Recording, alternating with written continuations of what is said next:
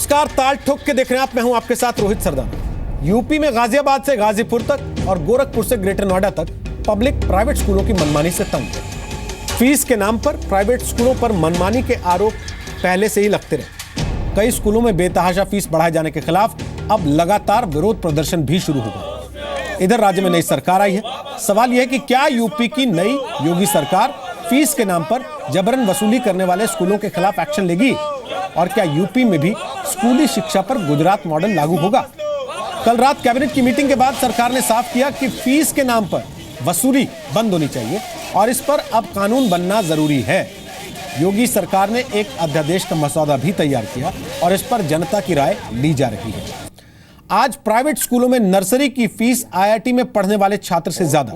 जो किताबें बाहर दुकानों से 400 से 1000 रुपए तक मिल जाती हैं, उन्हीं किताबों के लिए स्कूल 2 से 5000 रुपए तक वसूल कर लेते हैं। इसके अलावा स्कूलों में बच्चे की पढ़ाई के नाम पर उनके माता पिता की साल भर किसी न किसी जेब काटी जाती है। एसोचैम की रिपोर्ट कहती है कि हर प्राइवेट स्कूल में हर साल 10 से 20% फीस बढ़ती है और 2005 से 2015 तक स्कूल फीस में 150% की बढ़ोतरी हो चुकी है और यह बढ़ोतरी अब भी लगातार जारी है। सवाल यह कि ऐसे पब्लिक स्कूलों को शिक्षा का केंद्र कहा जाए या फिर पढ़ाई के नाम पर पब्लिक की जेब काटने के अड्डे।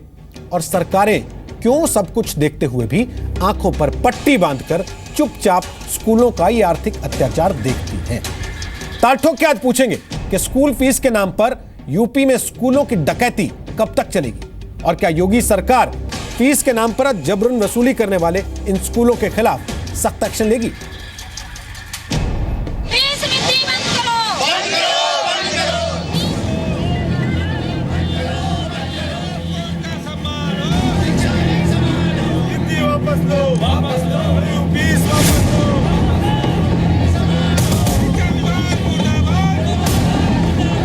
प्रेजेंटेशन हम लोगों ने लेना प्रारंभ किया है और उस क्रम में सबसे पहले मैंने शिक्षा को ही चुना है। यहाँ की प्राथमिक, यहाँ की माध्यमिक, यहाँ की उच्च शिक्षा, यहाँ की प्राविधिक शिक्षा, यहाँ की व्यावसायिक शिक्षा, यहाँ की चिकित्सा शिक्षा, इन सभी को हम लोगों ने लिया है। आप हर साल 25% फीस बढ़ा देंगे। हर साल आप एक साल एडमिशन होगा, अगले साल फिर आपको एडमिशन कराना पड़ेगा, उसकी अलग से फीस देनी पड़ेगी। ये थोड़ा सी चीज अच्छी नहीं है। ये देखकर दुख होता है कि ऐसे निरी हो जाएंगे, व्यवसाय बना देंगे शिक्षा को लोग। इसलिए इस पे कानून बनना जरूरी है। शिक्षा इतनी महंगी नहीं होनी चाहिए कि लोगों के दायरे के बाहर हो जाए, लेकिन शिक्षा का स्तर बना रहे। स्वतः जो अपने स्वशासी स्कूल है वे अपनी क्वालिटी को मेंटेन कर सकें, ठीक से शिक्षण का कार्य कर सकें, टीचरों को सही तनख्वाह मिलती रहे, तो उसका न्यूनतम क्या बेस होना चाहिए फीस का, उसके ऊपर विचार विमर्श हो रहा है और कैसे उसको लागू किया जा सके। प्रोजेक्ट के नाम पर लिया जाता है, कुछ भी नहीं होता है हम लोग के स्कूल में। बस फीस ली जाती है, बस बच्चों से फीस निकाल रहे हैं, उसी में से टीचर्स की सैलरी है, लेकिन हम लोग को कुछ नहीं। नई सरकार आई है, नए मुख्यमंत्री आए हैं, बहुत उनसे हमारी ये विनती है, निवेदन है कि मध्यम क्लास की सुने, वरना ये आने वाली एक पूरी की पूरी पीढ़ी इस शिक्षा के कारण, इस बढ़ती हुई फीस के कारण निरक्षर रह जाएगी। आज अपने बच्चों की इस महंगाई में कैसे पढ़ा रहे हैं ये हम लोग जान सकते हैं माननीय मुख्यमंत्री योगी जी से कि ये मनमाना जो कॉन्वेंट स्कूल फीस बढ़ा रहे हैं इसमें लगाम लगना चाहिए। ताल ठोक के आज का पहला सवाल, क्या योगी खत्म करेंगे शिक्षा का माफिया राज? दूसरा सवाल, स्कूल फीस के नाम पर यूपी में डकैती कब तक? तीसरा सवाल, प्राइवेट स्कूलों में बच्चों की पढ़ाई या मम्मी पापा का टॉर्चर? और ताल ठोक के आज का चौथा सवाल, स्कूलों की फीस के नाम पर उगाही का अधिकार?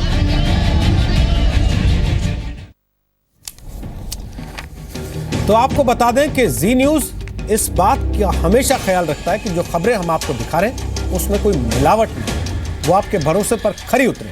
लिहाजा हम आपको यह बताते हैं कि जो खबर हम दिखा रहे हैं उसमें हमारा रिपोर्टर खुद मौके पर मौजूद था या नहीं था, उसमें हमने एक्सपर्ट्स की राय ली है या नहीं ली है, वो तकनीकी तौर पर सारी कसौटियों पर खरी उतरती है या नहीं उतरती है। लिहाजा आज जो खबर हम लेकर आए हैं, जिस खबर पर हम ये बहस करने वाले हैं, वो सारे पहलुओं पर, विश्वसनीयता की कसौटियों पर खरी उतरती है। हमारे साथ श्रीकांत शर्मा है जो उत्तर प्रदेश के ऊर्जा मंत्री हैं और यूपी सरकार के प्रवक्ता भी हैं। स्वागत है श्रीकांत शर्मा आपका। कुछ देर के लिए वो इस चर्चा में हमारे साथ शामिल होंगे और उनके बाद नूपुर शर्मा बीजेपी की नेता हैं, प्रवक्ता हैं पार्टी की, 2008 में डूसू की अध्यक्ष रही हैं, वो इस मामले पर बीजेपी का पक्ष रखेंगी। संजय अग्रवाल हमारे साथ होंगे, राष्ट्रीय सचिव हैं समाजवादी पार्टी के, वो समाजवादी पार्टी का पक्ष रखेंगे। आरसी जैन हमारे साथ हैं, अध्यक्ष हैं पब्लिक स्कूल मैनेजमेंट संघ के, और अतुल श्रीवास्तव हमारे साथ होंगे, वो अध्यक्ष हैं पेरेंट्स एसोसिएशन नोएडा स्कूल्स के। हमारे साथ प्रमोद शर्मा है मेरे सहयोगी, वो नोएडा में इस वक्त एक स्कूल में मौजूद हैं, और साथ ही राहुल सिन्हा मेरे सहयोगी इस वक्त न्यूज रूम से हमारे साथ मौजूद हैं, जो लगातार लंबे समय तक शिक्षा व्यवस्था पर नजर बनाए रखे हैं, कवर करते हैं। अश्विनी गुप्ता भी हमारे साथ इस वक्त मौजूद हैं, वो भी एनसीआर के ही एक स्कूल से मौजूद हैं, हम स्कूल का नाम नहीं देना चाहेंगे यहाँ पर। सबसे पहला सवाल श्रीकांत शर्मा, क्योंकि आप 5 से 7 मिनट के लिए हमारे साथ हैं, मैं आप ही से पूछना चाहता हूं, योगी सरकार की प्रायोरिटीज में यह चीज कम से कम दिखाई दे रही है कि उत्तर प्रदेश में नोएडा गाजियाबाद में खासतौर पे कम से कम जो लूट चल रही है स्कूल फीस के नाम पर, उसको वो रोकना चाहते हैं। क्या आपके पास कोई रोड मैप है उसके लिए?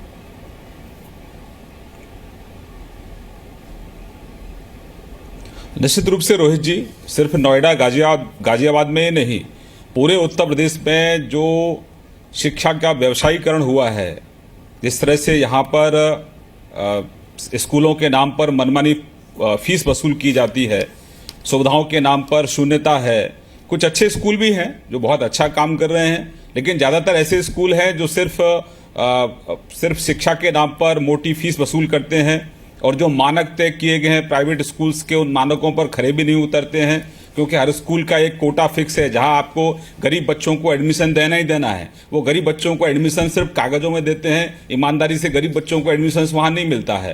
तो इस चीज़ को समाप्त करने के लिए हमने एक बड़ा रोड मैप बनाया है, एक एजुकेशन पॉलिसी। हालांकि राष्ट्रीय स्तर पर शिक्षा नीति बन रही है, उसका ही अनुसरण करेंगे, लेकिन उत्तर प्रदेश में शिक्षा व्यवस्था सुदृढ़ हो।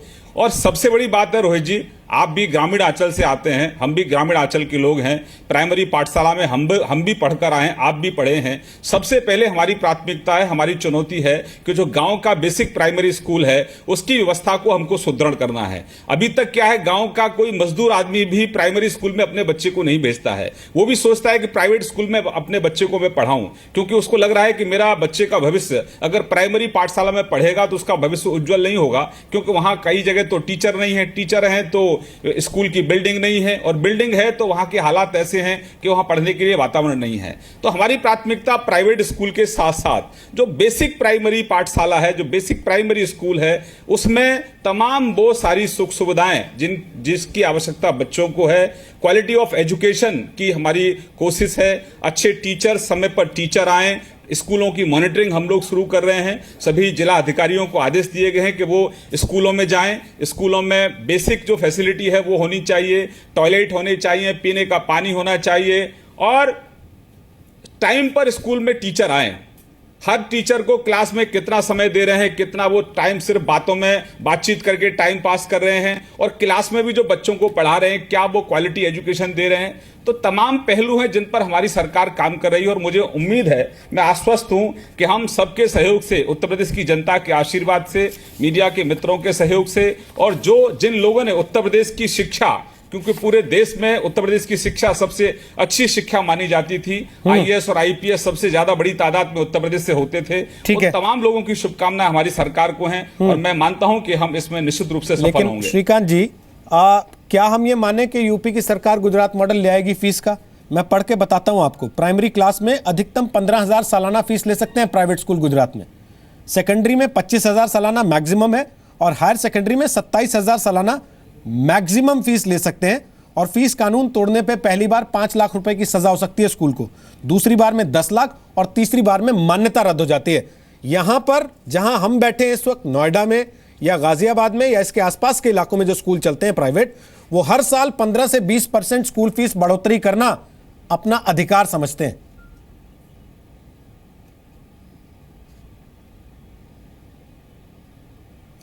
रोहित जी, सही जानकारी दे रहे हैं आप। हर साल 25% फीस बढ़ाते हैं लोग, और मैं सिर्फ एक राज्य के मॉडल की बात नहीं कर रहा हूं। हम लोगों ने गुजरात को भी स्टडी हम लोग कर रहे हैं, हम लोग मध्य प्रदेश को भी स्टडी कर रहे हैं, महाराष्ट्र को भी स्टडी कर रहे हैं, गोवा को भी स्टडी कर रहे हैं। बेहतर से बेहतर शिक्षा हम लोग उत्तर प्रदेश में देना चाहते हैं। प्राइवेट स्कूलों पर नकेल कसना हमारी सरकार की पहली प्राथमिकता है। ये जो दादागिरी होती है, जो लूटने की दादागिरी होती है, अनावश्यक रूप से जबरदस्ती कुछ चीजें थोपने की आवश्यकता होती है कि आप स्कूल से बैग भी लेंगे, किताब भी लेंगे, आप जूते भी लेंगे, सॉक्स भी लेंगे, यूनिफॉर्म भी लेंगे, हर चीज आपको स्कूल से मैंडेटरी होती है। ऐसा नहीं है। हम व्यवस्था को बदलने का प्रयास कर रहे हैं। अभी हमारी सरकार अभी आई है, जर्जर व्यवस्था हमको मिली है, उसको सुदृढ़ करने का प्रयास कर रहे हैं। जब हम आपसे अगले सेशन में मिलेंगे तो निश्चित रूप से हमने जो जो इनिशिएटिव्स लिए हैं शिक्षा व्यवस्था को बेहतर करने के लिए, प्राइवेट स्कूलों की के ऊपर नकेल कसने के लिए, मुझे लगता है कि परिणाम आपको जमीन पर दिखेंगे। ये सरकार बोलती कम है, एक्ट ज्यादा करती है, और हम इसमें विश्वास भी करते हैं क्योंकि ये सबसे जुड़ा मुद्दा है। ये किसी एक व्यक्ति का या किसी एक समाज का मुद्दा नहीं है। ये मैं तो कहता हूं कि ये आने वाले भविष्य के साथ जुड़ा मुद्दा है। अगर हम अच्छी क्वालिटी की एजुकेशन नहीं देंगे, ये लूट खसूट को समाप्त नहीं करेंगे, तो फिर हम अच्छे भविष्य की कल्पना कैसे कर सकते हैं। श्रीकांत शर्मा, मेरा आखिरी सवाल है आपसे। मुझे याद है पिछली बार आप और हम जब शिक्षा के विषय पर चर्चा कर रहे थे, तब आप विपक्षी पार्टी के प्रवक्ता के तौर पर उस कार्यक्रम का हिस्सा थे। इलाहाबाद हाईकोर्ट ने कहा था यूपी सरकार से, अपने सारे अफसरों से कहिए कि आपके बच्चे सरकारी स्कूलों में पढ़ेंगे। अब आप सरकार में हैं, क्या वो आदेश अब अमल में आएगा?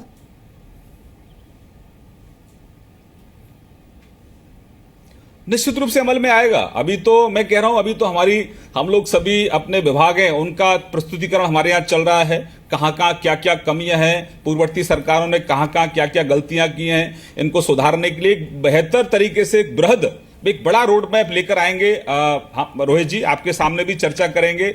और सिर्फ ये जो हमारा रोड मैप है रोहित जी, वो कागजों में नहीं होगा, जमीन पर उसका इंप्लीमेंटेशन भी होगा। मैं आपको ये दावे के साथ कह रहा हूं, ये सरकार सिर्फ कागजों पर रोड मैप बनाने वाली नहीं है। रोड मैप बनाकर नीचे तक उसको कैसे लागू किया जाएगा, उसके लिए भी उसमें प्रावधान हम लोग लेकर आ रहे हैं। तो मनमानी उत्तर प्रदेश में किसी की चलने वाली नहीं है। जो उगाही करते हैं स्कूलों के नाम पर, प्राइवेट स्कूलों के नाम पर, वो उगाही बंद होगी। जिस आदेश की आप बात कर रहे हैं, उस आदेश का भी अनुपालन होगा। और एक कोर्ट का और आदेश था कि आप स्कूल में टाट पट्टी तक नहीं मुहैया करा सकते, तो आप क्या कर सकते हैं, हम उस पर भी काम कर रहे हैं। बड़ी तादाद में ऐसे प्राइमरी स्कूल हैं रोहित जी जहां बिजली के कनेक्शन तक नहीं है, तो पहली प्राथमिकता बिजली के कनेक्शन भी देना है। टॉयलेट वहां बच्चियों के लिए अलग हो, लड़कों के लिए अलग हो, एजुकेशन सिस्टम ठीक हो, सही समय पर सब लोग स्कूल आए। हमारी कोशिश ये है रोहित जी, हम लोग लॉन्ग टर्म में जो प्लानिंग कर रहे हैं कि प्राइवेट स्कूल से लोगों का मोह भंग हो और लोग बेसिक प्राइमरी पाठशाला यानी कि सरकारी स्कूल की तरफ ज्यादा से ज्यादा लोगों का रुझान बढ़े। हम उस पैटर्न पर भी काम कर रहे हैं। श्रीकांत जी, पिछले 10 मिनट से हमारा आप बात कर रहे हैं और इस दरमियान मैं आपको बता सकता हूं कम से कम 400 से 500 लोग मुझे ट्वीट कर चुके हैं इस विषय पर, और वो आपसे भरोसा चाहते हैं कि इस सेशन में तो उन्होंने अतिरिक्त फीस दे दी, उनका बच्चा जो तीसरी से चौथी क्लास में गया वो फीस के साथ साथ फिर से कई सारे फंड्स जमा करा चुके, लेकिन अगले सेशन में यानी कि 3 महीने बाद जब फिर से फीस जमा करनी होगी, तब के लिए आप गारंटी दे सकते हैं कि उन्हें लूट का सामना नहीं करना पड़ेगा, जो जायज फीस होगी केवल वही देनी पड़ेगी?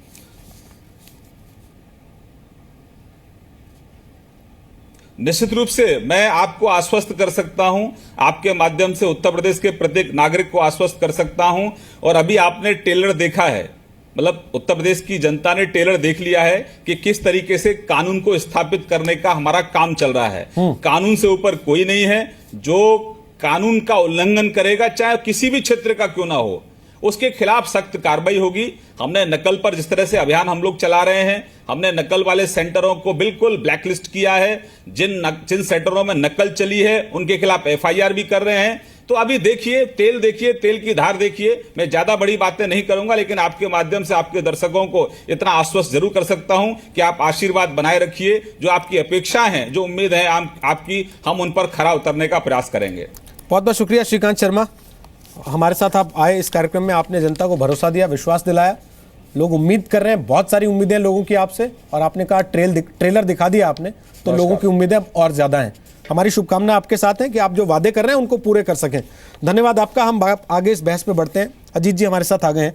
इसके पहले मैं अपने सहयोगी संवाददाताओं के पास जाऊं, आप पेरेंट्स को रिप्रेजेंट करते हैं, उन अभिभावकों के प्रतिनिधि हैं जो लगातार सड़कों पे आ रहे हैं, स्कूलों के बाहर नारे लगा रहे हैं, धूप में खड़े हो रहे हैं कि भाई हमारी जेब तो मत काटो फीस के नाम पर। क्या हो रहा है जरा बताइए। सर नियम कानून तो काफ़ी हैं, फी रेगुलेशन एक्ट आना चाहिए गुजरात के तर्ज पर, आई एग्री, पर जो नियम कानून ऑलरेडी हैं उनका इम्प्लीमेंटेशन भी बहुत बड़ी समस्या है। गवर्नमेंट ऑर्डर्स हैं जो कहते हैं कि क्लास 6 से पहले एनुअल डेवलपमेंट चार्ज नहीं लिया जाना चाहिए, लेना भी चाहिए तो ₹5, 10 और 15, 6 to 8, 9 to 10, 11th and 12th के लिए लिया जाना चाहिए। पर स्कूल्स इस बात को मानने से मना कर देते हैं। हम लोग जेडीई से शिकायत करते हैं, जेडीई एक ऑर्डर इशू करते हैं कि हाँ ये ऑर्डर गवर्नमेंट ऑर्डर स्कूल पे एप्लीकेबल है। स्कूल उस बात को केवल इतना इम्प्लीमेंट करता है, कहता है कि जेडीई ने लिख दिया अब हम एनुअल डेवलपमेंट चार्ज ले सकते हैं। हम इस बात को नहीं मानेंगे कि 6 से पहले नहीं ले सकते, हम इस बात को नहीं मानेंगे कितना लेना चाहिए। सीबीएसई गाइडलाइंस कहती हैं कि fee should be commensurate with the facilities provided. Sir facilities कुछ नहीं देते। First of all how do we justify कि फ़ी जो ले रहे हैं वो जस्टिफाइड है। हम इस जस्टिफिकेशन का अकाउंट्स ट्रांसपेरेंसी का स्कूल से 2 साल से डिमांड कर रहे हैं। स्कूल कोई ट्रांसपेरेंसी या कोई अकाउंट ट्रांसपेरेंसी खोलने के लिए या फी जस्टिफिकेशन के लिए कुछ भी रिप्लाई देने के लिए हमको नहीं देता है, ना स्पष्टीकरण देता है। कहता है हम देंगे तो जेडीई को देंगे। हमने एक आरटीआई फाइल की, हमने जेडीई को आरटीआई फाइल की, जेडीई ने 2 महीने बाद तो उसका रिप्लाई दिया, और रिप्लाई क्या दिया उन्होंने फॉरवर्ड कर दिया स्कूल को कि आप इसका जवाब पेरेंट्स को दें।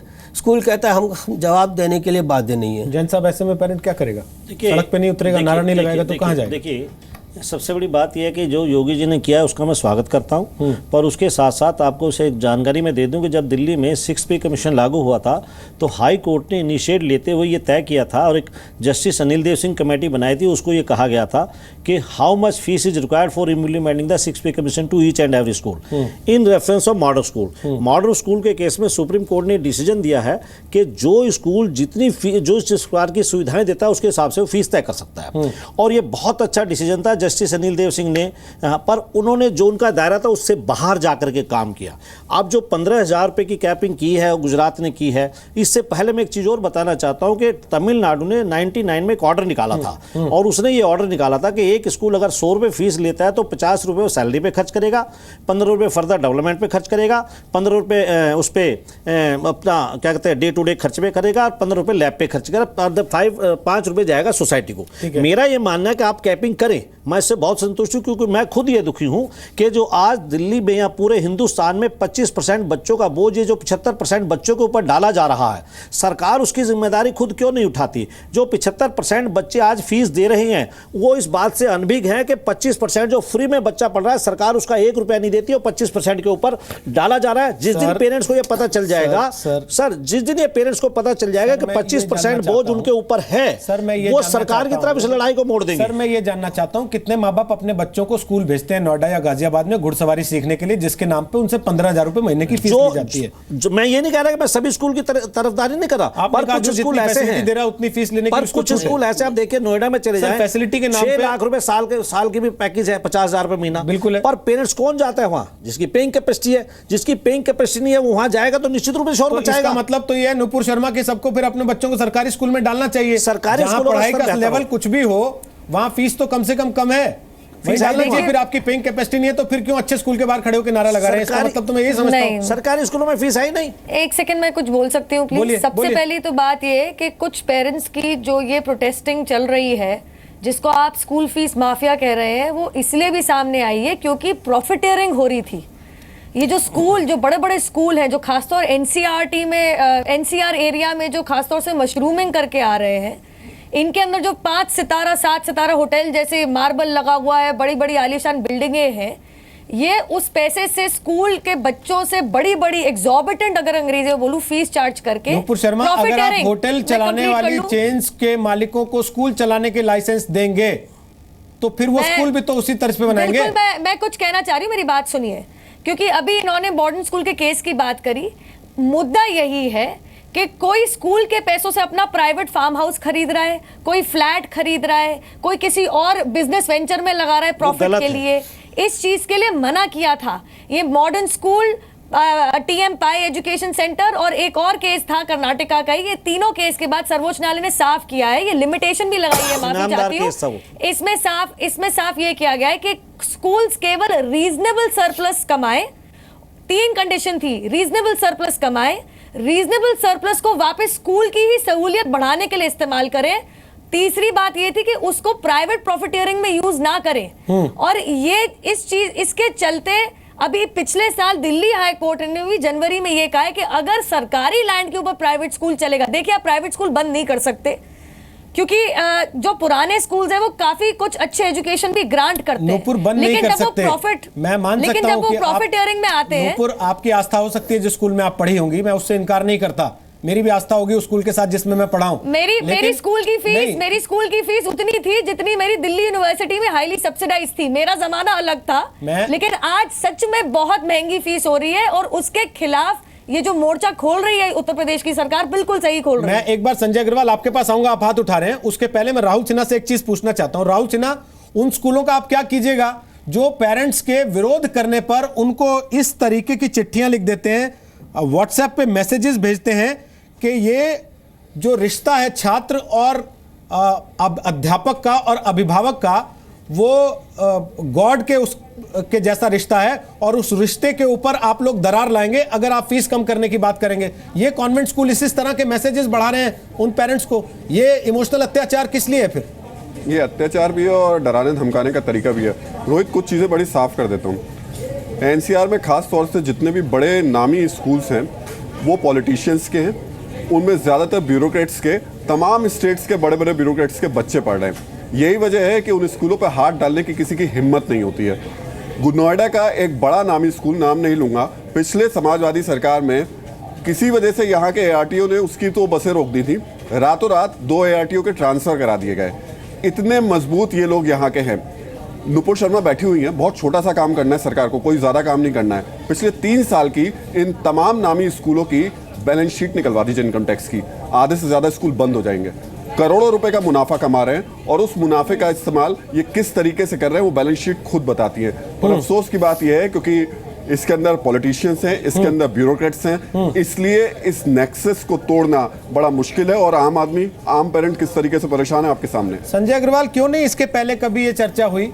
हर साल तो ये बच्चे फीस बढ़ा के देते हैं इनके माँ बाप, हर साल माँ बाप लाइनों में लगते हैं, हर साल माँ बाप नारे लगाते हैं, हर साल माँ बाप डीएम के दफ्तरों के चक्कर काटते हैं। क्यों नहीं सरकार ने कभी पहले ऐसा कोई कानून ला खड़ा किया उत्तर प्रदेश में कि भाई फीस जब बढ़ेगी तो हमसे पूछ के बढ़ेगी, आप अपनी मनमानी नहीं चला सकते?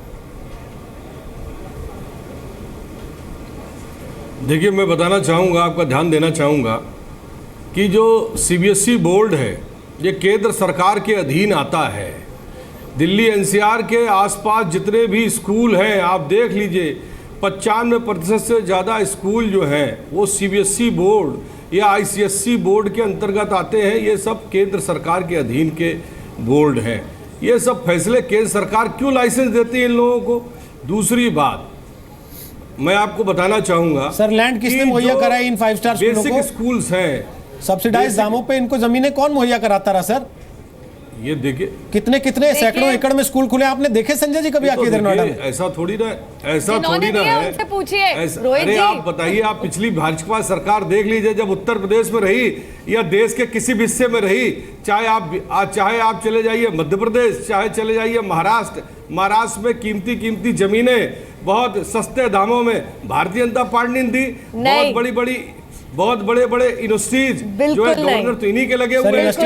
फिर मैं आजम खान यूनिवर्सिटी पे सवाल पूछ दूंगा तो आपको भागना पड़ जाएगा। मैं कुछ बताना चाह रही हूं, स्कूल की बात हो रही है, स्कूल तक रहिए, यूनिवर्सिटी पे आएंगे फिर मैं आजम खान यूनिवर्सिटी पे सवाल पूछूंगा और फिर आपके पास जवाब नहीं होगा। रोहित जी, मैं बता दूं जरा, बीच में ये कुछ भी कह ले, दिल्ली NCR में जो लूट मची है वो वाकई में कांग्रेस पार्टी के चलते मची है। हरियाणा के अंदर आप अपने समय पे बोलिएगा, मैं इतनी देर से शांति से आप सबकी बात सुन रहा था। ठीक है, बोलिए संजय जी, पूरा कीजिए मेरी बात, पूरा कीजिए संजय जी। ये सेंट्रल स्कूल है। हाँ, डिस्टर्ब मत करिए, आप लोग इतनी देर से पंचायत कर रहे हैं, अपनी बातें कर रहे हैं, क्या झूठ कर रहे हैं, क्या फर्जी एडवर्टीजमेंट कर रहे हैं। मैं इस विषय पे तो कुछ नहीं बोला, मैं बोल रहा हूं तो शांति से मेरी बात को पूरा होने दें। मैं आपको ये बताना चाहूंगा, आपका ध्यान दिलाना चाहूंगा कि समाजवादी पार्टी सरकार जो है, जो कहा वो किया, विकास कहा तो किया। अब उत्तर प्रदेश में संजय जी आप क्या ढोल पीट रहे हैं बैठ के अब यहाँ पे? किस मुद्दे पे आप बात कर रहे हैं? क्या बात करने लग गए आप? फिर आप कह रहे हैं कि मेरे को बोलने नहीं दे रहे। मैं आपसे पूछ रहा हूँ स्कूल फीस को बढ़ने से रोकने के लिए आप लोगों ने कुछ किया? आप कह रहे हैं हमने जो कहा वो किया, हमने विकास किया। सर मैं तो कह रहा हूँ आपने विकास के नाम पे स्कूलों को लैंड बांट दी, आज वो लूट रहे हैं, लोगों को खा रहे हैं। ये बताइए ना आपने फीस रोकने के लिए क्या किया उनकी? आप मिलकर के सारी प्लानिंग कर लिए। आप बोल रहे हैं तो मैं शांत हूं, अब मैं बोल रहा हूं तो आप सब डिस्टर्ब कर रहे हैं, मतलब क्या आपका? संजय जी सवाल तो पूछेंगे ना आपसे, या भाषण देने के लिए खुला छोड़ देंगे आपको? ऐसा है अगर आप अरे आप सुनो तो ना मेरे भाई, आप जो अभी उन्होंने कहा, अभी स्कूल के जो लीडर है कि आप कम कर दीजिए फीस। श्रीकांत जी ने कहा कि हम 3 महीने के अंदर गुजरात मॉडल में स्कूलों की, प्राइवेट स्कूलों की फीस कर देंगे। करिए, हम स्वागत करते हैं। ठीक है आप करिए, हम स्वागत करते हैं। एक सेकंड रोहित जी मैं बोलना चाह रही हूं। बढ़िया शिक्षा दीजिए गरीबों को, बढ़िया शिक्षा दीजिए बच्चों को, हम स्वागत करते हैं। रोहित जी मैं बोलना चाह रही हूं। ठीक है नूपुर बोलिए, फिर जनता बोलिए। नूपुर छोटा जरूरी बात है, संक्षेप में रखते हुए नूपुर बोलिए। अब ये क्यों बीच में बोल रहे हैं, पंचायत कर रहे हैं? नहीं बोल रहे हैं, आप बोलिए ना, व्यक्तिगत हो रहे हैं। अब सुनिए, देखिए एनसीआर के अंदर जितने भी mushrooming of private university and school हुई है, हर 200 मीटर के अंदर एक बड़ा स्कूल, बड़ा यूनिवर्सिटी ऐसे खुले हैं जैसे पता नहीं कोई छोटी सी नुक्कड़। अरे सुनिए प्लीज सर, प्लीज, सब सेंट्रल नहीं है, जैसे कोई नुक्कड़, गली नुक्कड़ में कोई दुकान खुली हो, ये सबके सब। Sir please allow me. Sanjay ji आपको पता भी नहीं होगा, पिछले साल गाजियाबाद के एक स्कूल में फीस नहीं देने पे एक बच्ची की पिटाई की गई, उस बच्ची ने सुसाइड कर लिया। हमने वो विषय उठाया, आपकी सरकार ने कहा हम ऐसा मॉडल लाएंगे कि सारी व्यवस्था बदल जाएगी। सर कहां है वो मॉडल? आप अपनी चोरी मत छुपाइए, क्योंकि आज की तारीख में योगी आदित्यनाथ जी ने खुद बताया कि 11 लाख बच्चे हैं जो प्राइमरी स्कूल में इनरोल्ड तक नहीं है, उनको डालना है गवर्नमेंट स्कूल में, और उनकी बखूबी किताबें और बस्ता और स्कूल फीस और यूनिफॉर्म गवर्नमेंट स्कूल और प्राइवेट स्कूल दो अलग अलग चीजें हैं। प्लीज आप इस बात का ध्यान रखिए। गवर्नमेंट स्कूलों को सुधारने का प्लान अलग है, प्राइवेट स्कूलों की लगाम लगाने का, उनकी लगाम कसने का प्लान अलग होना चाहिए। आप लोग दोनों चीजों को मिला के पूरी बात को गोल कर देते हैं। रोहित जी नहीं, ये अपनी सरकार की उपलब्धियां गिना रहे थे, सरकार के अधीन तो सरकार। मैडम उपलब्धियां जनता ने गिना दी ना, अब इस पे मत जाइए कि उनकी क्या उपलब्धियां थी। अब आपका टाइम है। ये बता दिए स्कैम जो चल रहे नोएडा में क्या है? आज ही मैं देख रहा था, स्कैम जो उठे नोएडा में पिछले 5-10 साल से। शर्मा प्लीज तो बात सुनिए, प्लीज संजय जी रुक जाइए, संजय जी रुक जाइए, संजय जी रुक जाइए, संजय जी के खिलाफ गांधीनगर में जाके नॉलेज पार्क वही पैरवी कर रहे हैं कि सारे संजय जी, संजय अग्रवाल आप टाइम वेस्ट कर रहे हैं लोगों का। प्लीज जो दर्शक उम्मीद लगा के देख रहा है कि शायद उसे कुछ अच्छी खबर मिलेगी इस बात को लेके कि बच्चों की स्कूल फीस को लेके वो अपनी जेब कटा रहा है, खून बहा रहा है बेचारा, उसको शायद थोड़ी सी राहत मिलेगी। आप लोग उसका मजाक उड़ाते हैं इस तरीके से अपनी राजनीति चमकाने की कोशिश। संजय जी प्लीज गांधीनगर जाके नॉलेज पार्क जरूर देख के आइएगा। आप नॉलेज कॉरिडोर के बाहर उनके साथ पेरेंट्स हैं। प्रमोद पूछिए जरा लोगों से क्या क्या समस्या होती है स्कूल की फीस को लेकर। आपकी आंखें खुलेंगी संजय जी, आंखें खुलेंगी। बिल्कुल रोहित, मेरे साथ काफी सारे पेरेंट्स हैं जो कि संघर्ष कर रहे हैं अपने बच्चों को शिक्षा दिलाने के लिए। उन्हीं से जानते हैं किस तरीके की परेशानी आप लोगों को बच्चों को एजुकेशन दिलाने में आ रही है, क्या मनमानी कर रहे हैं स्कूल? देखिए जो जितने भी प्राइवेट स्कूल है उन्होंने ये समझ लिया है कि ये जो बच्चे हैं ये इनके डेबिट कार्ड हैं और बाप जो हैं ये इनके ATM हैं, तो पैसा कैसे वसूलना है। हर साल ये बढ़ाते हैं, हर साल बढ़ाते हैं। इस बार कुछ ज़्यादा बढ़ा दिया तो हम लोग रोड पे आ गए, और ये बढ़ाने का प्रक्रिया पहले भी बढ़ाते तो हम रोड पे नहीं आते थे क्योंकि सिस्टम ऐसा बना हुआ था, लेकिन अभी सिस्टम में बदला हुआ है, सेंटर में बदला हुआ है, स्टेट में बदला हुआ है, तो हमें लगता है कि कुछ हो सकता है, तो इसीलिए हम लोग आए हैं। देखो फीस को उन्होंने 170% बढ़ाया 2009 के मुकाबले 2017 में, तो ये इतनी बढ़ोतरी तो हमारे सैलरी में नहीं हुई। 10% की सैलरी ग्रोथ होती है, हम कहाँ से फीस भरेंगे इतने। और बार बार ये आता है कि हर साल एनुअल चार्जेस भी लेते हैं, स्कूल की बुक्स वगैरह यूनिफॉर्म वो स्कूल से ही खरीदना मैंडेटरी है। इस बारे में कभी आवाज़ उठाई? नहीं, बिल्कुल इन्होंने अभी जो स्कूल की यूनिफॉर्म भी चेंज कर दी है, हमें भटकना पड़ रहा है। स्कूल की यूनिफॉर्म इनके पास भी नहीं थी बहुत दिनों तक, तो उसके वो भी प्रॉब्लम है लोगों के लिए। तो ये सारे चैलेंजेस हमारे पास आते हैं, बिना बताए फीस बढ़ा देते हैं, तो ये तो पेरेंट्स कहाँ से लेके आएंगे। कभी आप लोगों ने प्रिंसिपल से या स्कूल एडमिनिस्ट्रेशन से बात की है कि इतनी फीस नहीं बढ़ा सकती? DM वगैरह कुछ सर्कुलर भी निकले थे? नहीं, मैंने काफ़ी लोगों से बात करी है। मैंने इनके स्कूल में जाके कि बुक शॉप में हमेशा बात करी है कि मेरे पास एक्स्ट्रा बुक्स पड़ी हैं। देखिए मैं अपना बैग भी भर के लाई हूँ आज, लेकिन मेरे एक बड़ा बेटा 12th में है, उसकी बुक्स मैं संभाल के रखती थी, लेकिन ये छोटे बेटे के लिए भी मुझे कंपलसरी लेना। मेरे पास सेम बुक है, मैं आपको दोनों बुक्स दिखाती हूँ, ये देखिए। ये मैंने बड़े बेटे की संभाल के रखी हुई है, आज से मैंने 5 साल पहले कितना मुश्किल होता है फीस देना? खाना नहीं खा सकते हम लोग अगर सिंपल हो गया तो। आप लोग नौकरी पेशा हैं, इतनी सैलरी नहीं बढ़ती जितनी फीस बढ़ जाती है। क्या लगता है कि बच्चों को इस हालत में एजुकेशन दिलाना बहुत आसान है? आसान कैसे कह सकते हैं, या तो 30% एक साल में बढ़ जा रही है फीस, और अगर कंपेयर करें पिछले 3-4 सालों में तो शायद वो 60-70% रेशियो आ जाएगा। और अभी लास्ट ईयर से कंपेयर करके देखते हैं, देखिए मेरे पास पड़ी है, जयपुरिया में मेरी बेटी पढ़ती है, लास्ट ईयर फी स्ट्रक्चर इसका ये है, जिसमें कि हालांकि रोहित यही हर जगह हर पेरेंट्स की साथ ये प्रॉब्लम है कि एक तो हर साल उन्हें एनुअल चार्जेस देना पड़ता है। पेरेंट्स को सुन लीजिए, फिर आप जवाब दीजिएगा, मुझे लगता है तब आप बेहतर बता पाएंगे। संजय जी थोड़ा सा रुकिए, आ रहा हूँ। अश्विनी, आपके साथ जो पेरेंट्स हैं उनसे पूछिए वो क्या कहना चाहते हैं।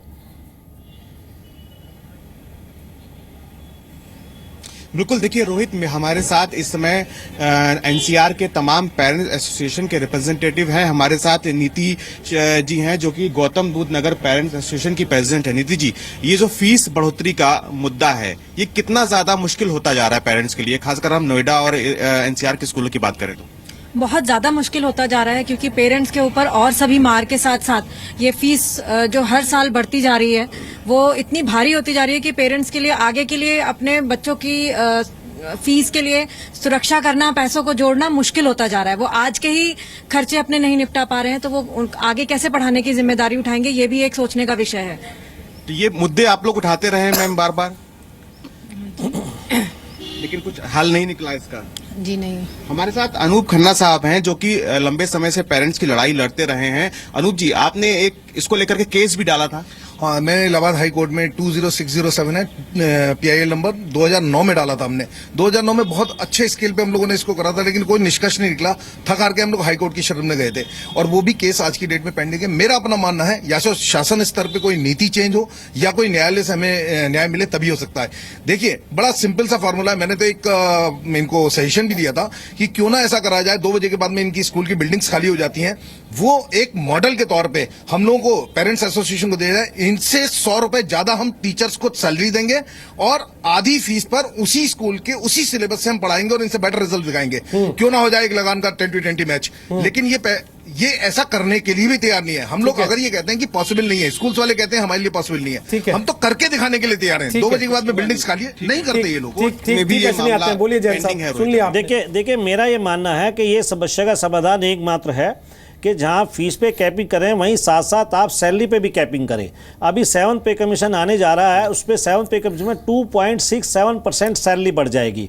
तो वो कई बार मजबूरी होती है। अब सेंट्रल स्कूल का जो सेंट्रल गवर्नमेंट, उसकी 2 DA की किस्तें भी आती हैं, हर साल इंक्रीमेंट भी देना होता है। मैं खुद इस बात से चिंतित हूँ कि मेरे पास बहुत सारे पेरेंट्स आते हैं, पर उसका मैकेनिज्म ये नहीं कि आप दादागिरी करके फीस पे कैंप भी करते हैं, स्कूलों का पक्ष भी सुने, वो सुविधाएं देते हैं, उसके साथ से तय करें। स्कूल बढ़ा ले तो कोई दिक्कत नहीं, उसके सुनिए ना, दादागिरी करके सरकार रोक ले तो दिक्कत नहीं। उस पे ना आप सुनिए, दूसरे का पक्ष भी सुनिए ना। आप जो है ना, मैं ये कह रहा हूं कि जब सरकार इस प्रकार का मैकेनिज्म बनाए तो हम लोगों का पक्ष भी सुने। दिल्ली में आपको बता दूं कि 25 लाख बच्चा सरकारी स्कूल में पढ़ता है और 24 लाख पब्लिक स्कूलों में पढ़ता है। आप बंद कर दीजिए इन स्कूलों को, लाइए उनके लिए नए स्कूल।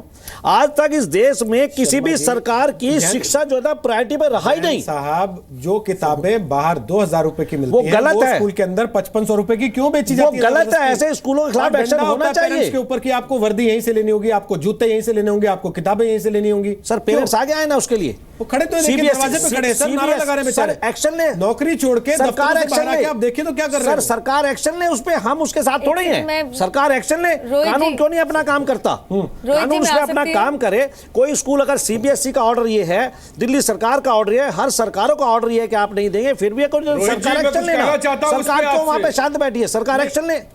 बोलिए सर, आप बोलिए। रोहित जी, मैं आ रहा हूं आपके पास, नूपुर और संजय जी। सर, 7th पे कमीशन या salary is just an excuse. अगर मैं एक छोटा सा एक एग्जांपल देता हूं अपने स्कूल का, हमारे यहाँ 4,500 से 5,000 स्टूडेंट्स हैं, जिनसे 11,000 रुपये मासिक ट्यूशन फी ली जाती है, 45,000 रुपये एनुअल डेवलपमेंट चार्ज लिया जाता है। अगर आप कैलकुलेट करेंगे ये करीब 80 करोड़ रुपए पर एनम होता है। अगर टीचर्स की मैं बात करूं, हमें पता है करीब 150 टीचर्स हैं जिनको 30 से 35,000 रुपये सैलरी देते हैं। मैं 50,000 मान लूँ, 200 टीचर भी मान लूँ, तो भी 12 करोड़ रुपए होता है साल का। सर, ये 12 करोड़ और 80 करोड़ का गैप है सर। मैं मानता हूँ बहुत सारे स्कूल ऐसा करते हैं और उसमें सबको आप एक कैटेगरी में लाकर नहीं खड़ा कर सकते। मैं मानता हूँ जो 10,000 फीस है वो बहुत ज्यादा गलत है। आपको भी पता है कौन से स्कूल 4-5 रुपए तक की फीस अगर है तो उसको आपको भी पता है कौन से स्कूल। मैं मानता हूँ उन स्कूलों को पब्लिक स्कूल की एसोसिएशन भी है सर। हाँ बिल्कुल। आप लोग क्यों नहीं अपने लेवल पे तय कर लेते कि हम फीस की कैपिंग कर लेते हैं? क्यों आप चाहते हैं कि सरकार 2 साल से और फिर आप कहें कि देखो ये तो धंधा चला रहे हैं। सरकार से हमने ये कहा है, सरकार से हमने कई बार प्रस्ताव रखा है, जैसे बार एसोसिएशन है या इस प्रकार से जो संस्थाएं हैं, मेडिकल एसोसिएशन है, आप हमारी एसोसिएशन को इस प्रकार अधिकार दीजिएगा, देखिए हम करके दिखाएंगे। आज हमारे पास कौन सा ऐसा अधिकार है जिसके अधिकार के तहत हम उस स्कूल के ऊपर एक्शन ले सकते हैं। 5 साल में ऐसा क्यों नहीं हो पाया जब एक बच्ची ने सुसाइड कर लिया इस वजह से कि वो स्कूल की फीस नहीं दे पाई थी और स्कूल में उसे अपमानित होना पड़ा? तो अखिलेश यादव की सरकार ने कहा था कि ऐसी पॉलिसी बना देंगे, ऐसा मॉडल ला देंगे कि दोबारा ऐसा कुछ नहीं होगा। इस बार नया सेशन शुरू हुआ है, एक बार फिर बच्चे उसी तनाव में, एक बार फिर माँ बाप अपने दफ्तर छोड़ के नौकरियों से छुट्टी लेके स्कूल के बाहर नारेबाजी कर रहे हैं खड़े होकर कि हमारे बच्चे की फीस कम से कम इतनी रखिए जितनी हम दे तो पाए। हर आदमी अपने बच्चे को अच्छी शिक्षा दिलाना चाहता है, लेकिन पेट काट कर, घर गिरवी रखकर। सवाल आज ये कि प्राइवेट स्कूलों की मनमानी पर लगाम कब लगेगी? स्कूल फीस के नाम पर उगाही का धंधा कब बंद होगा? संजय अग्रवाल हमारे साथ हैं, वो समाजवादी पार्टी के नेशनल सेक्रेटरी हैं। हमारे साथ नूपुर शर्मा है जो कि बीजेपी की राष्ट्रीय प्रवक्ता हैं।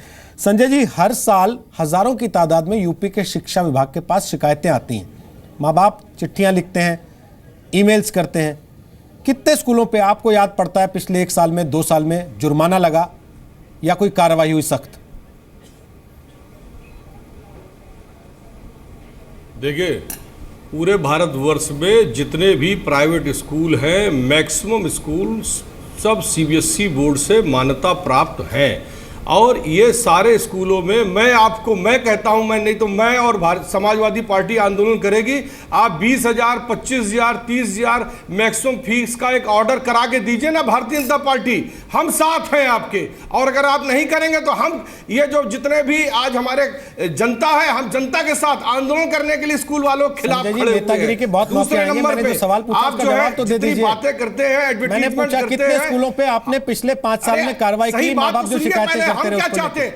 समाजवादी पार्टी ये चाहती है कि सेंट्रल स्कूल में जितने भी छात्र छात्राएं पढ़ते हैं वो हमारी जनता, हमारे परिवार, बच्चे हैं, पूरे देश के लोग हमारे, हम साथ हैं भाइयों बहनों। क्या चाहते हैं मैं ये नहीं पूछ रहा हूं, 5 साल आप सरकार में थे, आपने क्या किया मैं ये पूछ रहा हूं, ये तो बता दीजिए सर। है ना, आप गलत क्यों कर रहे हैं? नकेल लगाएंगे? अरे फीस कम करिए, केंद्र में प्रदेश में सब जगह आप बैठे हैं। सर, आप भाषण देने का मौका चूकना नहीं चाहते, आपको लग रहा है आज मौका मिला है, वैसे पता नहीं कोई सुनेगा या नहीं सुनेगा, आज यहाँ से भाषण दे लो पूरा। फीस कम हो। ठीक है सर, नमस्ते हमारी तरफ से आपको, धन्यवाद आपका, आपने सवाल का जवाब नहीं दिया। एक भी स्कूल पे आपने कार्रवाई की होती तो आप बताते छाती ठोक के कि हमने ये कार्रवाई की, लेकिन आप नहीं बता रहे, आप गोल कर रहे हैं। आप कह रहे हैं हम आंदोलन कर देंगे, हम सड़क पे उतर आएंगे, हम नारा लगाएंगे। अरे माँ बाप नारा लगा रहे हैं बेचारे, माँ बाप खड़े हुए हैं सड़क पे, आप लोगों ने 5 साल तो उनको रास्ता दिया नहीं सर। राहुल सिन्हा, अरे आप राहुल सिन्हा, हाल ही नहीं होता, राहुल सिन्हा इनको खूब रास्ता दिया। राहुल सिन्हा, आज जो बातें कर रहे हैं साथ हैं संजय जी, अच्छे रास्ते पे हम साथ हैं। Sanjay ji please please sir, मजाक के लिए नहीं बैठे हम लोग यहाँ पे, मजाक के लिए नहीं बैठे सर, बड़ा सीरियस विषय, आप बिजली दीजिए, लोगों के दिलों से जुड़ा हुआ सर। संजय जी, राजनीति मत कीजिए इस पे, कितना हो रहा है, वरना और दिक्कत होगी आगे। समझिए इस बात को, लोगों की भावनाओं के साथ खिलवाड़ नहीं करना चाहिए। बच्चों के द्वारा मार दिए गए। प्लीज राहुल सिन्हा, जल्दी से आपका कमेंट चाहता हूँ, हल क्या है राहुल? मैं नूपुर के पास उसके बाद में जाऊंगा। राहुल बोलिए, हल क्या? देखिए, सीधी सी बात है, संजय अग्रवाल को शायद ये भी नहीं पता कि सेंट्रल स्कूल और प्राइवेट स्कूल्स में अंतर क्या होते हैं। अगर पता होते तो ये बात नहीं करते। पिछले 10-12 साल से एनसीआर में जो स्थितियां बनी है ये बिल्कुल साफ है, जितने बड़े प्राइवेट स्कूल्स हैं वो खुली लूट मचा रहे हैं। मैं बार बार बोल रहा हूँ, उनमें पॉलिटिकल पार्टीज का शय है, उसमें ब्यूरोक्रेट्स की शय है कहीं ना कहीं। और ये स्थिति यहाँ से जैसे ही हम 40-50 किलोमीटर यूपी के अंदर जाते हैं, वहाँ के शहर के बड़े स्कूल्स की जो कीमत है वो फीस 1200 से 1500 के बीच पहुँच जाती है। तो आखिर क्या वजह है कि सिर्फ एनसीआर में जो स्कूल्स खुले हुए हैं वो लोगों से 8,000, 10,000, 12,000, 15,000 रुपये महीना ले रहे हैं? और जैन साहब जो बैठे हुए आपसे बार बार ये हिमायत की बात कर रहे हैं, वकालत कर रहे हैं स्कूल्स की, उनसे जरूर पूछना चाहिए कि स्कूल्स क्या नॉन प्रॉफिटेबल ऑर्गेनाइजेशन है या प्रॉफिटेबल ऑर्गेनाइजेशन है? आप पैसा कमाने के लिए बैठे हैं? अगर आप बैठे हैं तो फिर आप जिस उद्देश्य के साथ निकले थे उसका खुद ही गला घोट रहे हैं। मैं बार बार बोल रहा हूं रोहित, ये एक बहुत ही आसान सॉल्यूशन है। पिछले 3 साल में इन तमाम बड़े स्कूल्स की बैलेंस शीट निकाली जानी चाहिए, चेक करना चाहिए कितना कमाया, कहां खर्च किया, आधे से ज्यादा स्कूल्स बंद हो जाएंगे। और ये भी पता करना चाहिए कि कितने स्कूल अपने टीचर को वाकई छठे पे कमीशन के हिसाब से तनख्वाह दे रहे हैं जिसका दम भरते हैं, और कितने 7वें पे कमीशन को अप्लाई करेंगे जिसके नाम पर फीस बढ़ा रहे हैं। नूपुर शर्मा, श्रीकांत शर्मा तो कह गए कि 3 महीने में हम कमाल कर देंगे। आप मुझे केवल ये बता दीजिए, गुजरात के अलावा राजस्थान में आपकी सरकार है, महाराष्ट्र में आपकी सरकार है, मध्य प्रदेश में आपकी सरकार है, हरियाणा में आपकी सरकार है, बताइए कितने प्राइवेट स्कूलों को लेकर आपकी सरकारों ने कमाल कर दिया है, जहां माँ बाप खुश हो गए कि अब हमें फीस के नाम पे लूट का सामना नहीं करना पड़ रहा। तो मैं मान लूंगा 3 महीने में यहां भी कर देंगे आप। एक सेकंड आप ये सुनिए रोहित जी, सबसे पहली बात ये है कि फिजूल बातें जो अभी दूसरे प्रवक्ता करके गए हैं वो मैं बिल्कुल नहीं करने वाली हूँ। सबसे पहले सुन लीजिए कि एक रेगुलेटरी अथॉरिटी, रेगुलेटरी बोर्ड बैठता है जो प्राइवेट स्कूल की जो फीस है वो ज़्यादा ना बढ़े, हर साल 25 से 30% ना बढ़े, उसके ऊपर कंट्रोल जमा के रखता है, जो डायरेक्टर ऑफ एजुकेशन के अधीन आती है, क्योंकि ये स्टेट सब्जेक्ट है। इसमें राजस्थान में, महाराष्ट्र में, तमिलनाडु में, गुजरात में और दिल्ली में खासतौर पिछले साल के उच्च न्यायालय और इस साल के सर्वोच्च न्यायालय के डिसीजन के चलते रेगुलेटरी बोर्ड्स बैठे हुए हैं। मैडम मैं आपको 2 एग्जांपल दे देता हूं। राजस्थान के स्कूलों ने इस बार 12% फीस बढ़ाई है। हरियाणा के स्कूलों के माँ बाप परेशान होकर सीएम के पास गए थे, उन्होंने कहा समझौता कर लो। अगर आपने नहीं देखा हो टीवी पे तो मेरे को नहीं, मैं मानती हूँ एक कंप्लेंट गई भी है। अब मैं जरा कंप्लेंट के आंकड़े भी गिनवा दूं आपको। 2014 में 8 कंप्लेंट गई थी, जिसमें से 4 उत्तर प्रदेश की थी। ये बड़ी फीस की, ये बिल्कुल ही प्रोपोर्शन से बाहर बड़ी हुई फीस की बात कर रही हूँ मैं। 2015 के अंदर 14 गई थी, जिसमें से 5 उत्तर प्रदेश की थी। 2016 में 8 गई थी केवल, जिसमें से 6 केवल उत्तर प्रदेश के स्कूलों से आई थी। इसी वजह से हमारे 2 हफ्ते पहले आए हुए, 3 हफ्ते, चलो मैं मान लेती हूँ, 3 हफ्ते पहले आए हुए मुख्यमंत्री ने ऑलरेडी एक ब्लूप्रिंट बना के तैयार कर दिया, जिसमें उन्होंने अपने ब्यूरोक्रेट, सरकारी अफसरों से ये कहा है कि मुझे आप 90 दिन, 6 महीने और 1 साल में क्या क्या कर सकते हैं। सरकारी अफसरों से आप मुझे बताइए, क्योंकि एक तरफ आपके प्राइवेट स्कूल हैं जिन पे आपको कंट्रोल करना पड़ेगा, दूसरी तरफ आपके वो गवर्नमेंट स्कूल्स हैं जिनकी इतनी बद से बदतर हालत है, जिन पे एनरोलमेंट भी कम है, और साथ ही में सब बहुत बड़ी बातें करते हैं साहब। इशू यही था कि टीचरें पहुंचती नहीं थी सरकारी स्कूलों में। इन टीचरों के ऊपर जो प्राइवेट कोचिंग इंस्टीट्यूट, जो सरकारी स्कूल में पढ़ाते हैं टीचर, जो प्राइवेट कोचिंग इंस्टीट्यूट में जाके पढ़ा रहे हैं, अपना टाइम काट के उनके ऊपर एफआईआर दर्ज करने का भी डायरेक्शन, निर्देश दे चुकी है सरकार उत्तर प्रदेश की। और मैं आपको बता दूं तो जो मैं तमाम चीजें कह रही हूं, आई थिंक हमारे योगी आदित्यनाथ जी ने ही कहा है कि नर्सरी से बढ़कर अंग्रेजी कंपलसरी कर जाएगी, फॉरेन लैंग्वेज पहली बार इंट्रोड्यूस की जाएगी, संस्कृत लैंग्वेज पहली बार इंट्रोड्यूस की जाएगी, और उत्तर प्रदेश जब आप फीस दे पाएंगे। आप इंट्रोड्यूस कुछ भी करते रहिए। इंट्रोड्यूस तो घुड़सवारी भी है, राइफल ट्रेनिंग भी है, फीस भी ली जाती है उसके नाम पे। वो ट्रेनिंग दे रहे हैं क्या स्कूल वाले? आप समझ नहीं रहे बात को। आप मुझे क्वालिटीज बता रही हैं कि हम एजुकेशन में ये डाल देंगे। मैं आपसे कह रहा हूं भाई उतने की एजुकेशन तो दिलवा दीजिए जितने पैसे उसकी जेब में हो। आप सुन लीजिए रोहित जी, आप फर्क बात कर रहे हैं। मैं गवर्नमेंट स्कूल की बात कर रही हूं। जब तक आप गवर्नमेंट स्कूल का स्तर नहीं बढ़ाएंगे, अब तो आरटीई के अंदर आता है 2002 के अंदर जो अमेंडमेंट आया था 21A आर्टिकल, उसके साथ ही संविधान के अंदर लाया गया था। नूपुर जी, 2 अलग-अलग चीजें हैं। नहीं, मैं सरकार की बेहतरी इसी में, अगर माँ बाप की बेहतरी इसी में कि उनको अलग अलग तरीके से ही ट्रीट किया जाए। अगर आप लोग ये सोचेंगे कि गवर्नमेंट स्कूल का स्तर सुधारेंगे तब प्राइवेट कंट्रोल में आएगा, तो मुझे नहीं लगता कि ये 5 साल में भी आप लोग कर पाएंगे। मैंने ये नहीं कहा, मैंने आपसे साफ बात कही है कि control regulatory body. Madam, Delhi सरकार का तो दावा है कि हमारे प्राइवेट स्कूल, हमारे सरकारी स्कूल प्राइवेट स्कूलों को मात देते हैं। दिल्ली के प्राइवेट स्कूलों की फीस आपको मालूम है ना कितनी है? देखिए, वो बकवास करते हैं, हम विकास करते हैं, फर्क इतना ही है। मैं इतना कहना चाहूंगी, जब योगी जी ने कहा है कि रेगुलेटरी बोर्ड बैठेगा तो बैठेगा। नहीं तो ठीक है, पूरे देश में करके दिखाइए। संजय जी, अब केजरीवाल ही आपके रोल मॉडल हो गए तो ठीक है, ताली बजाता हूं मैं आपके लिए। धन्यवाद आपका बहुत बहुत। अपनी सरकार का तो काम देख लेते पिछले 5 साल में क्या किया। पहले आंदोलन कर लेते तो कुछ हो जाता। ठीक है, धन्यवाद आप सबका बहुत बहुत। हमारा काम था इस विषय को उठाना। जैन साहब, लास्ट कमेंट छोटा। सरकार जो है फीस के हिसाब से सुविधाएं तय करे और पेरेंट्स की भी मानसिक स्थिति ये बदले कि अगर वो कम फीस लेके स्कूल पढ़ाते हैं तो मशरूम हो गए, और वाजिब फीस लेके स्कूल पढ़ाते हैं तो वो लूट रहे हैं। सरकार को इसके ऊपर भी ध्यान देना पड़ेगा और पेरेंट्स को इसके ऊपर भी ध्यान देना पड़ेगा। सीमा तय करनी पड़ेगी। वो वाजिब क्या है, वो वाजिब स्कूल तय करेगा, वो वाजिब माँ बाप तय करेंगे, या सरकार कैपिंग करके तय करेगी? लास्ट कमेंट जल्दी से। सर, सीबीएसई गाइडलाइंस हो चाहे कोई भी लॉ ये कहता है कि हम स्कूल्स को अपना हिसाब किताब वेबसाइट पे पब्लिश करना चाहिए। एटलीस्ट उतना तो करवा दें जब तक ये जो बात राहुल सिन्हा कह रहे हैं कि 3 साल की उनकी बैलेंस शीट निकाल लीजिए, पता लग जाएगा कितने स्कूलों ने इनकम टैक्स भी भरा है, और अगर भरा है तो कितना भरा है और कमाई कितनी की है। ये हिसाब सामने आते ही बहुत सारी चीजें अपने आप पकड़ में आएंगी, कंट्रोल में आएंगी। श्रीकांत शर्मा कह के गए 3 महीने में आपको फर्क देखने को मिलेगा। अभिभावकों की उम्मीदें हैं बहुत ज्यादा, क्योंकि अब जेब काट के बच्चों को पढ़ाना उनके लिए बहुत मुश्किल होता जा रहा है। उन उम्मीदों पर खरा उतरना इस योगी सरकार की जिम्मेदारी होगी। और देश भर के तमाम राज्यों में जहां बीजेपी की सरकार है, नूपुर शर्मा, वो अगर सारे मॉडल होते तो आज आपको बात रखने में ज्यादा आसानी होती। आपके पास सिर्फ गुजरात मॉडल है, बाकी राज्यों को भी आपको मॉडल बनाने पर काम करना चाहिए।